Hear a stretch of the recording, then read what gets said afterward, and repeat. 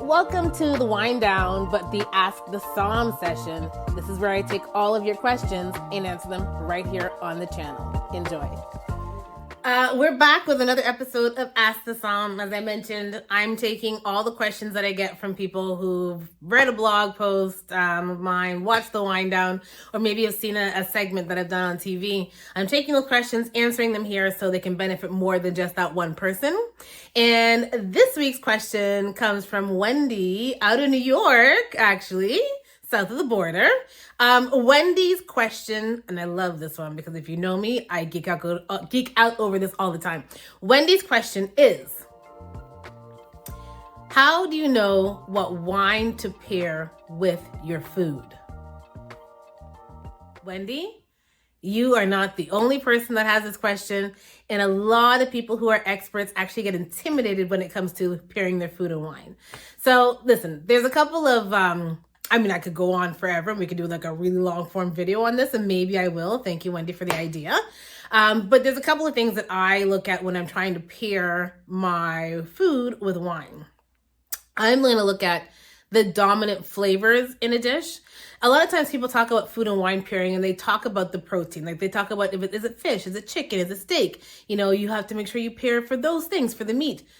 I disagree, because if that meat is covered in a sauce, or it's a lot of tomatoes are in there, or it's highly garlicked or highly spiced or herbed, you want to take your lead from those things, especially if there's a sauce, because that's going to be the most dominant in terms of flavors. So I'm trying to pair my flavors first, and then I'm going to look for secondary things to break down texture. That's where the protein or the meat comes in.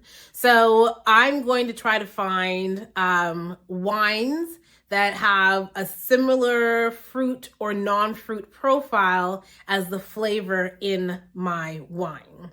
That's one that I will do. Flavor in my food. That's one that I will do. And then I'll also pair for weight. So for example, if I'm going to have pasta in a cream sauce, which is actually what I'm having tonight, I'm going to look for a wine that also has some weight on the palate. So I may do a lightly oaked, well-integrated Chardonnay. I may do a Pinot Gris because I know it's got thicker skins, and so there's going to be some phenolics on that. So there's some weight on my wine and weight in my food from the sauce. I may do a wine that spent a lot of time on lees. I may do that. Muscadet, Surly, I may do that with my pasta sauce. As I mentioned, I will then now work on texture. So for texture, I'm going to try to break down the weighty thing with an element in my wine. So if what I have on my plate is fatty, I'm going to look for the secondary thing is going to be a wine that's got some tannins, like moderate body tannins. Or if it's a white wine that I'm looking to have, I'm going to look for a white wine that's got some phenolic bitterness because of the grape. If I want to break down the weight of something heavy or fried, I'm looking for acidity. In all times, actually, acidity is your key, especially when you're pairing wine with food. If you've got a wine where it seems flabby, there's not a lot of acidity, it's hidden behind everything else, those aren't going to be your good food pairing wines. You need acidity to help to break down some of the textures that are happening, some of the heaviness because of the cooking methodology.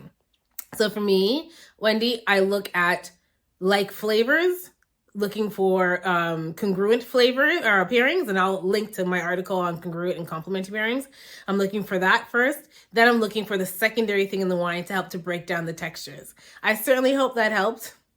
But again, you're taking your lead from your sauce and the dominant flavor. Your lead does not come from the protein. There you have it. If you guys have questions that you want me to answer here, please drop a line. I'm more than happy to do so. Happy to help you guys discover and explore. And your questions also, some of them challenge me, and I'll do a challenging one next week. So we'll see how that goes. So cheers and happy discovery.